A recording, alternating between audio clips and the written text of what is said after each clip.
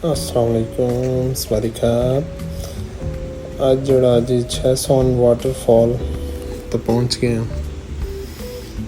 दरख्त देखो, काफ़ी बड़े बड़े दरख्त होने थे तो उनमें याई मांग देखा। बड़े खूबसूरत फूल लगे हुए हैं, मुख्तलिफ़ किस्म की मछलियाँ आने थे। पानी पे बांधन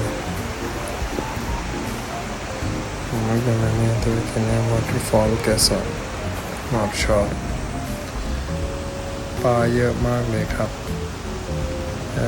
मछलियाँ जड़ियाँ काफ़ी ज़्यादा आने थे। सुभान अल्लाह।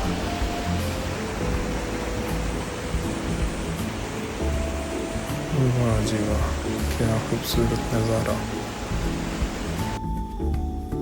सुहाइमाग नखरब बड़ा ही कमाल दा मौसम है। ठंडी ठंडी हवा चलती है भी ते नाल है बड़ी प्यारी जी आबशार है। सुभान अल्लाह। इतना जड़ा आधा घंटा जड़ा रेस्ट करना, उस तो बाद जड़ा वापसी दे सकते इंशाअल्लाह। अगली जड़ी वीडियो सी कैंपिंग के मुतालिक हो सी तो मिलते हैं फिर इंशाअल्लाह अगली वीडियो। अल्लाह हाफिज़। डूले तो इंगी ठीक है।